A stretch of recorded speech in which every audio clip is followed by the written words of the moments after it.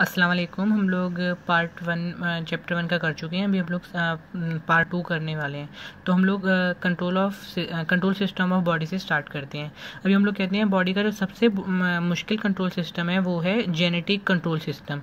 ठीक है, उसके बाद हम लोग कहते हैं कि हमारी बॉडी में control system with in organs भी होते हैं और मतलब एक ऑर्गन के अंदर जो कंट्रोल सिस्टम होते हैं वो भी होते हैं। लाइक हार्ट अपना भी एक कंट्रोल सिस्टम चलाता है, लेकिन हार्ट का बाकी चीज़ों के साथ भी एक को रिलेशन होता है, बाकी ऑर्गन के साथ भी एक इंटर रिलेशनशिप होता है।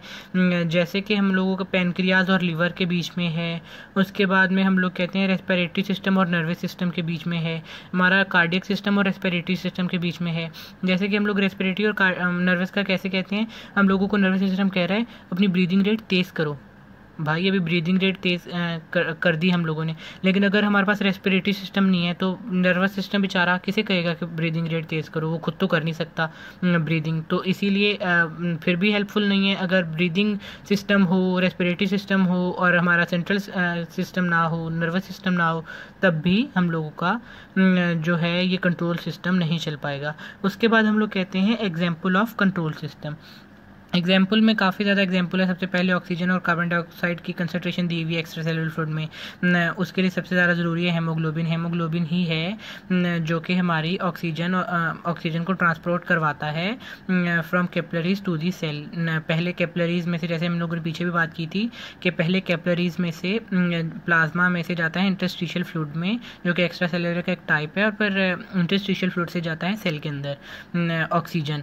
और इसके बाद हम लोग कहते हैं, और ऑक्सीजन कैपिलरीज या प्लाज्मा में कहाँ से आती है, फ्रॉम दी लंग्स में से जाके वो ऑक्सीजन लेता है और कार्बन डाइऑक्साइड वहाँ पर दे देता है। तो अभी जो हमारी ऑक्सीजन है वो हमारे प्लाज्मा के अंदर भी एक सेल है, रेड ब्लड सेल, उनके अंदर हेमोग्लोबिन है, उसके साथ चिपकी हुई होती है, इसके साथ एफिनिटी दिखाती है ना। तो अभी जहाँ तो जिस एरियाज़ में एक्स्ट्रा सेलुलर फ्लूइड के जिस एरियाज़ में ऑक्सीजन पहले ही बहुत ज़्यादा है, तो वहाँ पर जो है ना हमारा ब्लड वहाँ से गुजरेगा भी, फिर भी वहाँ पर ऑक्सीजन नहीं देगा। मतलब ऑक्सीजन वहाँ पर ऑक्सीजन जो है हेमोग्लोबिन के साथ बेवफाई नहीं करेगी। लेकिन जहाँ पर जैसे ही उसे पता लगेगा भाई यहाँ इस एरिया में ऑक्सीजन कम है, वहाँ पर जाके ऑक्सीजन कितने गई थे, हेमोग्लोबिन कितने गई, वहाँ पर बेवफाई हो जाती है और ऑक्सीजन हेमोग्लोबिन को छोड़कर उस लो ऑक्सीजन कंसंट्रेशन वाली एरिया पर चले जाती है और इसकी जो कंसंट्रेशन है उसको नॉर्मल पे ले आती है। ये कंट्रोल सिस्टम इसका हेमोग्लोबिन का हो गया। इसको हम लोग कहते हैं oxygen buffering function of haemoglobin. Buffering मतलब एक नैरो लिमिट में रखना, तो वो ऑक्सीजन जो है वो हेमोग्लोबिन की वजह से एक नैरो लिमिट में रह रही है इन दी एक्स्ट्रासेल्युलर फ्लूइड। उसके बाद हम लोग कहते हैं, मैंने ये पहले ही बता दिया, कार्बन डाइऑक्साइड जो है हमारी बॉडी में ज़्यादा बताया तो हमारी बॉडी में जब ज़्यादा होता है तो हमारा रेस्पिरेटरी जो सिस्टम है उसको इम्पल्सेस आते हैं नर्वस सिस्टम से कि वो ज़्यादा तेज़ जो है वो रेस्पायर करे। इसीलिए हमारा जो है कार्बन डाइऑक्साइड वो ज़्यादा तेज़ी से एक्सेल हो जाता है बॉडी में से। और जो कार्बन डाइऑक्साइड है वो हमारे मेटाबॉलिक वेस्ट प्रोडक्ट से बनता है। और उसके बाद इसका लंबा प्रोसेस है कि केमोरिसेप्टर्स को पहले कार्बन डाइऑक्साइड वो पैगाम देता है, फिर केमोरिसेप्टर जो हैं वो जाकर फिर उसको देते हैं हमारे ब्रेन को, और फिर ब्रेन कहता है कि भाई तेज़ कर दो ब्रीदिंग रेट। उसके बाद हम लोग कहते हैं कि regulation of arterial blood pressure. अब एक और यहाँ पर बात बताऊँ, आर्ट्रियल और एट्रियल में फ़र्क रखिएगा। आर्ट्रियल मतलब आर्टरी का, और एट्रियल मतलब एट्रियम एक जो हिस्सा है या एक वो जो पार्ट है हार्ट का, उसे हम लोग एट्रियम कहते हैं। तो एट्रियम और आर्ट्रियल में फ़र्क रखिएगा। तो ठीक है, उसके बाद हम लोग कहते हैं कि आर्ट्रियल का जो ब्लड प्रेशर है वो कैसे रेगुलेट होता है, वो बैरोरिसेप्टर सिस्टम की वजह से होता है। और बैरोरिसेप्टर सिस्टम या बैरोरिसेप्टर्स प्रेजेंट कहाँ होते हैं, बैरोरिसेप्टर मतलब जो प्रेशर को नापें। तो अभी उसके बाद ये प्रेजेंट होते हैं bifurcation region of carotid artery in the neck, और also present at the arch of aorta in the thorax, उधर भी प्रेजेंट होते हैं। और ये बैरोरिसेप्टर को पता कैसे लगता है कि भाई ब्लड प्रेशर तेज़ है, यहाँ पर गुजर रहा है, या फिर ब्लड आहिस्ता गुजर रहा है यहाँ से, वो by the stretch of arterial wall. Arteries में से जब ज़ोर से ब्लड गुजरेगा तो पता लग जाएगा कि भाई स्ट्रेच हुई है आर्टरीज और ब्लड प्रेशर तेज़ है। लेकिन जब स्लो गुजरेगा तो उनको पता लग जाएगा के ब्लड प्रेशर स्लो है। अभी पहले हम लोग हाई की बात कर लें। हाई होगा तो बैरोरिसेप्टर फ़ौरन जाएंगे ब्रेन के पास, ब्रेन कहेगा कि इम्पल्सिस को इनहिबिट कर देगा। वैसोमोटर सेंटर जो है हार्ट वो ब्रेन का वो कहेगा कि इम्पल्सिस इनहिबिट कर दो, कम कर दो, जो हमारे पल्सेस जा रहे हैं कॉन्ट्रैक्ट करवाने को हार्ट के लिए। जब वही कम हो जाएंगे तो हमारा जो है ऑटोमेटिकली ब्लड प्रेशर लो पे आ जाएगा। उसके बाद हम लोग कहते हैं कि डिक्रीज़ अगर हो जाए तो हमारा जो स्ट्रेचिंग थी आर्टरीज पर वो कम हो जाती है। फिर जो है वो हमारा उसी के पास वेजो मोटर सेंटर के पास जाता है ब्रेन में। वेजो मोटर सेंटर करता है भाई वेजो कॉन्ट्रिक्शन करवा दो, हमारे जो आर्टरीज हैं उनका ल्यूमेन कम करवा दो, उसमें से ज़ोर से मतलब लो वेलोसिटी से, लेकिन जब ज़ोर से ब्लड गुजरेगा तो खुद ही ब्लड प्रेशर नॉर्मल हो जाएगा। उसके बाद हम लोग कहते हैं कि नॉर्मल रेंजेस, अब हर चीज़ की एक्स्ट्रा सेलुलर फ्लूइड में हम लोगों ने पीछे भी मैंने बताया था नैरो लिमिट्स में होती है, हर चीज़ की एक रेंज होती है, एक नॉर्मल वैल्यू होती है। फिर अगर वैल्यू से ऊपर या नीचे चले जाए तो क्या होता है, नीचे और ऊपर चले जाए तो बंदे की डेथ भी हो सकती है। ये चीज़ आ जाती है। अभी मैं आपको चार्ट दिखाता हूँ। चार्ट में हर चीज़ ज़रूरी नहीं है, जो कि जिनकी खास जो चीज़ें हैं वो पढ़नी है और जो ज़्यादातर इस पैराग्राफ में लिखी हुई हैं वही याद करनी है। ये है चार्ट, इसमें oxygen, carbon dioxide, potassium, sodium, calcium, हर चीज़ की कंसंट्रेशन दी हुई है। ये नॉर्मल वैल्यू एग्जैक्ट और ये नॉर्मल रेंज इसके अंदर नॉर्मल माना जाता है। उसके बाद ऊपर या इससे ऊपर या नीचे जाती है या इनमें आती है तो हमारे नॉन लेथल, मतलब हमारे लिए बिल्कुल अच्छी नहीं है, इससे हमारी डेथ भी हो सकती है, मतलब ऊपर जाने से डेथ भी हो सकती है। उसके बाद क्या नाम है, ऊपर जैसे जाने से अगर ऊपर या ज़्यादा नीचे चले जाए तो विशियस साइकिल स्टार्ट होती है, जो कि है ही मतलब डिस्टॉर्शन ऑफ दिस सेल है। और उसके बाद हम लोग कहते हैं कि ना हमारी जो इतनी कुछ जो चीज़ें हैं वो नैरो लिमिट्स में मैंने आपको पीछे भी बताया था। जैसे अब हमारी जो पीएच है, ब्लड पीएच है वो 7.4 है। अगर 0.5 भी ऊपर नीचे 0.5 भी ऊपर नीचे जाती है पीएच तो हमारे लिए वो इतनी अलिसिथल है कि हम लोग उससे हमारी डेथ भी काज हो सकती है। इसके बाद हमारा अगर 11 से बॉडी टेम्परेचर एलिवेट कर जाता है तो तब भी हमारी जो है वो डेथ काज हो जाती है। उसके बाद हम लोग कहते हैं, मतलब ये सारा वही लिखा हुआ है कि लाइक हमारा पोटेशियम है वो भी एक नॉर्मल लेवल पे होना चाहिए, ज़्यादा हो जाता है तो हार्ट की डिसफंक्शनिंग हो जाती है। और उसके बाद कैल्शियम कम हो जाए तो हमारे टिटेनिक कॉन्ट्रैक्शंस होने लग जाती हैं, ज़्यादा हो जाए तो इरिटेबिलिटी हो जाती है मेंटल। उसके बाद हम लोग कहते हैं कि हर चीज़ को एक नैरो लिमिट्स में रखना चाहिए और वो लिमिट्स यहाँ पर हैं, खास याद करनी है। लाइक सोडियम की याद कर ली, पोटेशियम की याद कर ली, ग्लूकोज की थोड़ी याद कर ली कि अगर वो हाफ होगा तो हमारे लिए वो नॉन लेथल है, ठीक है। ऐसी मतलब चीज़ खास याद करनी है। उसके बाद आता है करेक्टरिस्टिक ऑफ कंट्रोल सिस्टम। उसके बाद हम जो हमारा ज़्यादातर जो कंट्रोल सिस्टम होता है, जो मैकेनिज्म होता है वो होता है नेगेटिव फीडबैक मैकेनिज्म। अब नेगेटिव फीडबैक मैकेनिज्म क्या है, बेसिकली वो ये है कि अगर हम लोग एक चीज़ को स्टिमुलस दे रहे हैं तो वो स्टिमुलस के नेगेटिव काम करेगा। लाइक अगर हम लोगों ने स्टिमुलस दिया है, हमारे पास ग्लूकोज कम है तो वो ग्लूकोज को बढ़ा देगा। अगर हम लोग कह रहे हैं कि हमारे पास ग्लूकोज ज़्यादा है तो वो ग्लूकोज को कम कर देगा, मतलब उसका नेगेटिव मतलब उसका जो हम लोगों ने इम्पल्स दिया है उसके नेगेटिव जाएगा, तो उसको हम लोग कहते हैं नेगेटिव फीडबैक कंट्रोल सिस्टम। अब ये कंट्रोल सिस्टम जैसे हम लोगों ने पीछे भी पढ़ा है तो मैंने बताया ज़्यादातर जो हमारी एग्जाम्पल्स हैं वो हमारे बॉडी में जो होता है वो ज़्यादातर नेगेटिव फीडबैक कंट्रोल सिस्टम ही होता है। तो जो पीछे जैसे मैंने ब्लड प्रेशर लो और हाई का बताया वो भी नेगेटिव में ही आता है। उसके बाद मैंने बताया था अभी जो ग्लूकोज का बताया कम या ज़्यादा करना, ये भी नेगेटिव में ही आता है। उसके बाद कार्बन डाइऑक्साइड का ज़्यादा या रिलेटिव जो फॉल होना या फिर इंक्रीज़ होना या नॉर्मल लिमिट पे रखना उसको कैसे, तो वो भी सारा नेगेटिव में ही आता है। उसके बाद हम लोग ये पूरे पैराग्राफ में उसकी एग्जांपल्स दी हुई हैं। उसके बाद हम लोग आते हैं, ये उसकी डेफिनेशन है मेनली। और उसके बाद हम लोग कहते हैं गेन ऑफ कंट्रोल सिस्टम। अब गेन ऑफ कंट्रोल सिस्टम क्या है, अब ये कंट्रोल सिस्टम है, चल मैं आपको पेज पे समझाता हूँ। पहले तो गेन ऑफ कंट्रोल सिस्टम है क्या, the degree of effectiveness, control system की जो डिग्री है इफेक्टिवनेस, ये वो कितना अच्छा काम कर रहा है हमारा कंट्रोल सिस्टम, नेगेटिव है या पॉजिटिव है, कितना अच्छा काम कर रहा है, उसकी जो डिग्री है या उसकी जो वैल्यू है उसको हम लोग कहेंगे गेन ऑफ कंट्रोल सिस्टम। अब कंट्रोल ऑफ उसका फॉर्मूला है ये gain equal to correction upon error. अभी करेक्शन और एरर क्या है, लाइक अभी इसके मैं एक आपको एग्जांपल देके समझाता हूँ। आपका ब्लड प्रेशर है नॉर्मल 100 mm mmHg, ठीक है। आपका जो नॉर्मल है ब्लड प्रेशर वो है 100 mmHg, लेकिन आपके बैरोरिसेप्टर हो गए ख़राब, मतलब जो हमारे ब्लड प्रेशर को नॉर्मल पे रखते हैं वो हो ही गए ख़राब। तो हम लोगों ने उसमें थोड़ा इंट्रावेनियस मतलब हम लोगों ने उसमें थोड़ा वॉल्यूम ब्लड का इंक्रीज़ किया, तो उसका जो ब्लड प्रेशर था वो 175 mmHg तक इंक्रीज़ हो गया। इसमें बैरोरिसेप्टर ख़राब थे इस बंदे में। तो जिसका नॉर्मल 100 था, थोड़ा सा हम लोगों ने वॉल्यूम ब्लड का ज़्यादा किया तो 175 mmHg हो गया। उसके बाद एक और बंदा है जिसका 100 mmHg ही है, लेकिन उसके बैरोरिसेप्टर काम कर रहे हैं, उसके बैरोरिसेप्टर नॉर्मल है, तो उसका कितना बढ़ा, उसका 125 mmHg। उसको भी हम लोगों ने मतलब इंट्रावेनियस ज़्यादा वो दिया था, वॉल्यूम थोड़ा ज़्यादा किया था ब्लड का, तो उसका कितना बढ़ा, ओनली 25। तो अभी हम लोग जो करेक्शन है ना, करेक्शन हम लोग बेसिकली कहते हैं इन दोनों की डिफरेंस को। करेक्शन हमारी आएगी 50, मतलब 175 माइनस 125, तो हमारा आंसर आ गया 50। ये जो 50 mmHg है ये हमारा हो गया करेक्शन, हमारा करेक्शन हो गया 50।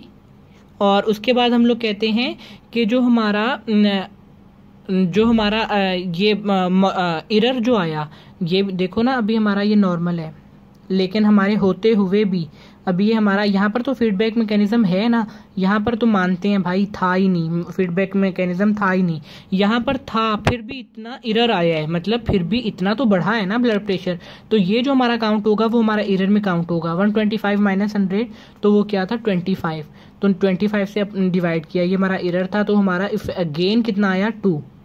मतलब हमारा जो इफेक्टिवनेस है उसकी कंट्रोल सिस्टम की वो है 2। उसके बाद अगर हम लोग कहें कि उसके बाद अगर हम लोग इसको और ज़्यादा कर दें और इसको और कम कर दें, तो मतलब ये जो हमारा गेन है वो बढ़ता जाएगा। ऐसे ही हमारे एग्जांपल्स हैं।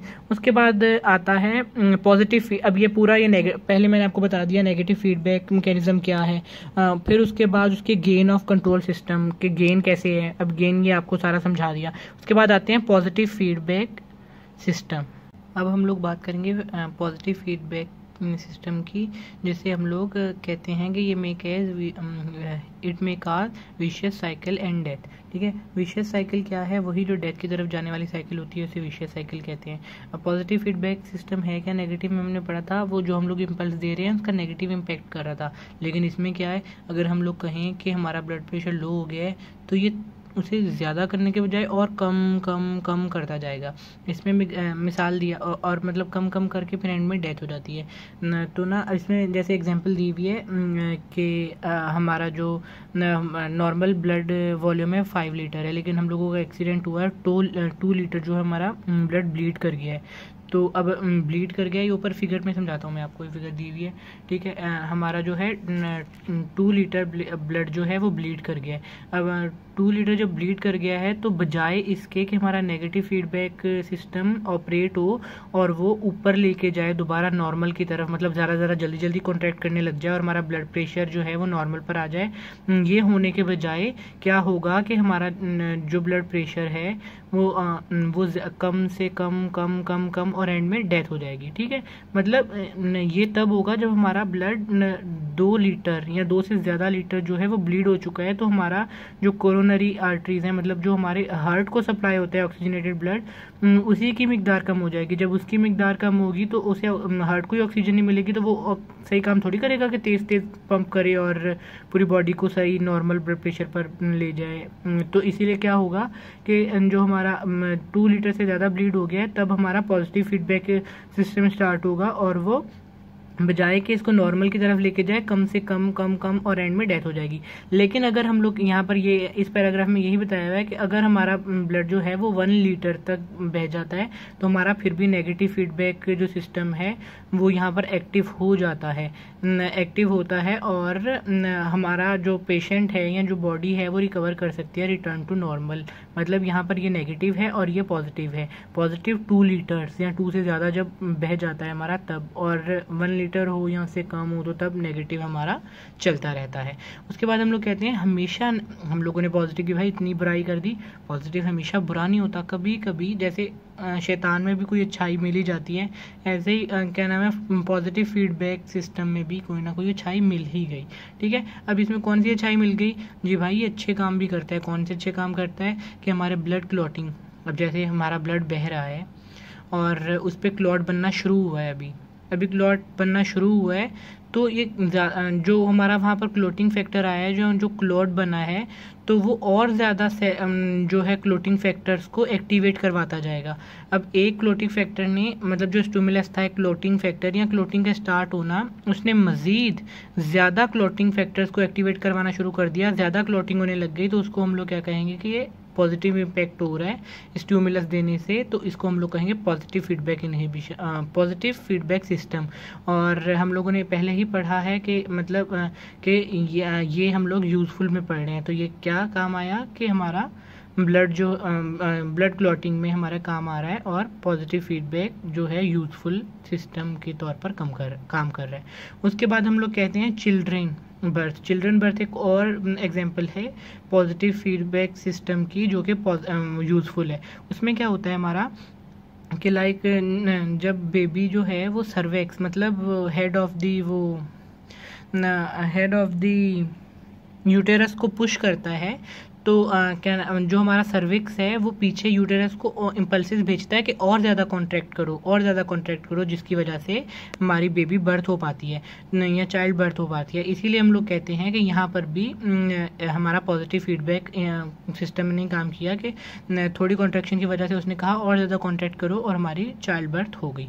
उसके बाद हम लोग कहते हैं पॉजिटिव फीडबैक सिस्टम हमारा जनरेशन ऑफ नर्व इम्पल्स में भी काम करता है। वो कैसे, हमारे सोडियम चैनल्स खुले, सोडियम कुछ अंदर आए, लेकिन पूरी जो हमारी मेम्ब्रेन है, नर्व मेम्ब्रेन, वो कैसे हमारी होगी, वो हमारी डिपोलराइज कैसे होगी। हमारे जो कुछ सोडियम आयंस अंदर आए थे, वो अंदर जाकर और ज़्यादा सोडियम गेट्स ओपन करवा देंगे, जिससे हमारे सोडियम्स और ज़्यादा रश इन करते जाएंगे। ठीक है, तो मतलब इससे हम लोगों को क्या, मतलब ये भी पॉजिटिव हो गया। लेकिन आगे ये भी बताया हुआ है, जैसे शैतान से भी ज़बरदस्ती काम पॉजिटिव अच्छा करवाया जाता है, ऐसे पॉजिटिव फीडबैक से भी ये जो अच्छा काम है ये नेगेटिव ने ज़बरदस्ती करवाया है। कैसे, लाइक ये जो सारे सिस्टम है, माना कि ये पॉजिटिव अच्छा बन रहा है, लेकिन किसकी वजह से बन रहा है, ये भी नेगेटिव की वजह से बन रहा है। लाइक एंड में जाके इम्पैक्ट किसका है, नेगेटिव का ही है। एज अ होल देखें, हमारा ब्लड क्लॉट तो हो रहा है, लेकिन हम लोग पूरी बॉडी पर इम्पैक्ट देखें तो वो नेगेटिव ही है।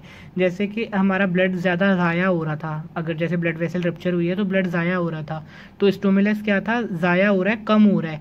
लेकिन जब हमारा ब्लड रुक गया तो वहाँ ज़्यादा हुआ ना, मतलब यहाँ पर भी नेगेटिव ने ही रोल प्ले किया, लेकिन उसका जो एक इवेंट था वो पॉजिटिव बन के काम सामने आया। ठीक है, उसके बाद दूसरा इसका हम लोगों ने जैसे पढ़ा है ये positive generation of nerve signal.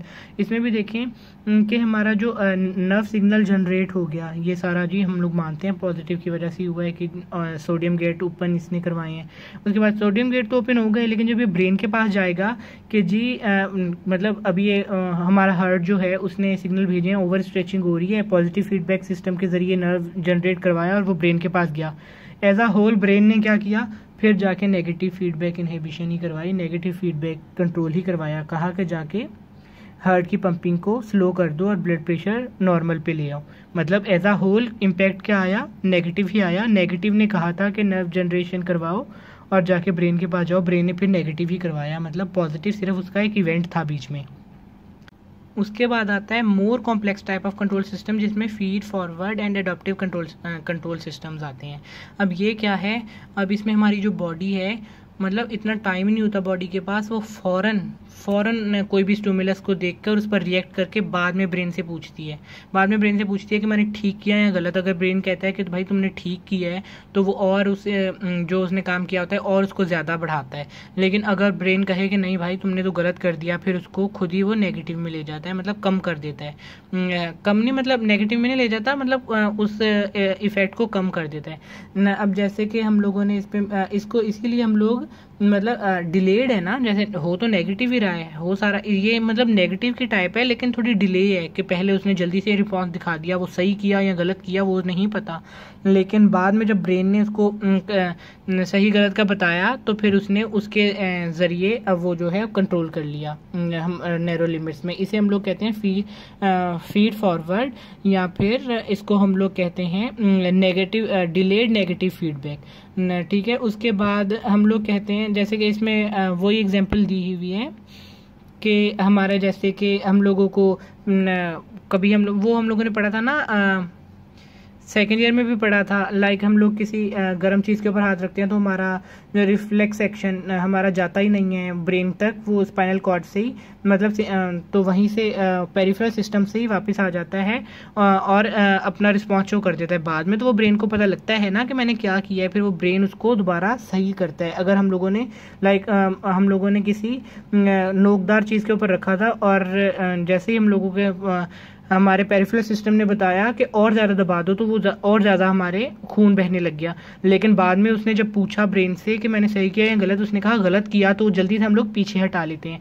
मतलब कि एंड में भी जाके हुआ तो ब्रेन का ही काम हुआ तो नेगेटिव ही, लेकिन डिलेड नेगेटिव फीडबैक हुआ, इसलिए हम इसे डिलेड नेगेटिव फीडबैक भी कहते हैं और एडेप्टिव कंट्रोल भी कहते हैं, जो कि खुद ही वो जल्दी से पहले कर लेता है और बाद में ब्रेन से राय लेता है। उसके बाद हम लोग कहते हैं फिजियोलॉजिकल वेरिएबिलिटी भी आती है बाय सेक्स। अगर हमारा चेंज है, डाइट हमारी चेंज है, हाइट, एनवायरनमेंट, जेनेटिक्स, ये जो सारे फैक्टर्स हैं ये हमारी फिजियोलॉजी को तब्दील करते हैं। जैसे हम लोगों ने पीछे पढ़ा भाई नैरो लिमिट्स है और हर चीज़ एक नैरो लिमिट में होती है, ऑक्सीजन इतनी, लेकिन अभी कुछ ऐसी चीज़ें हैं जो कि हम लोग मैन टू मैन वेरी करती हैं, होती वो फिजियोलॉजिकल नॉर्मल ही हैं। लाइक पॉलीसाइथीमिया होती है जो हाई एल्टीट्यूड पे मतलब जो रेड ब्लड सेल हैं ज़्यादा हो जाती हैं, क्योंकि वहाँ पर माउंटेन्स पर ऑक्सीजन की कमी होती है, तो उसको वो रेगुलेट करने के लिए फिजियोलॉजिकली मतलब पैथोफिजियो नहीं है ये, मैंने पीछे भी बताया नॉर्मल फंक्शन है। नॉर्मल फंक्शन क्या है कि हमारे सेल्स थोड़े आरबीसी जो हैं ज़्यादा हो जाते हैं ऑक्सीजन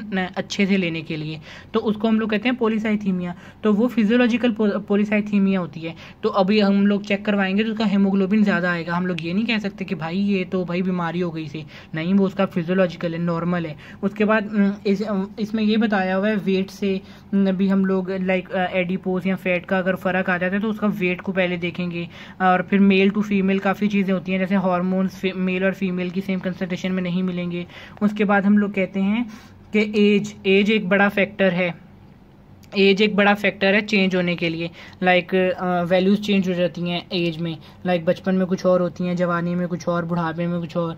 उसके बाद एंड में वही बताया हुआ है the sources of physiological variability क्या है, sex differences, ageing, ethnic and racial and complexes but important consideration when discussing normal physiology and, मतलब वही कि ऐसा ना हो कि कल आपको वो हो फिजियोलॉजिकली लेकिन हम लोग उसको पैथोफिजियो कह दें, भाई ये तो बीमारी की वजह से हुआ है। मतलब काफ़ी ऐसी चीज़ों को हम लोगों ने जब हम लोगों ने इन दोनों में फ़र्क करना है फिजियोलॉजी और पैथो में, तब हम इन सारी चीज़ों को मद्देनज़र रख के फ़र्क करना है। सेक्स डिफरेंस, एजिंग, एथनिक, मतलब वो एक्सरसाइजेस तो नहीं कर रहा, उसका हार्ट रेट बढ़ा हुआ है, हम लोग कहें भाई इसको तो ब्लड प्रेशर हो गया, मतलब ऐसे हम लोगों ने हर चीज़ को कंट्रोल में रख के करना है। और आगे फिर समरी है पूरे चैप्टर की, तो उम्मीद करता हूँ कि आपको समझ आया होगा। Thank you very much. अगर कोई क्वेश्चन हो तो आप कमेंट सेक्शन में पूछ लें।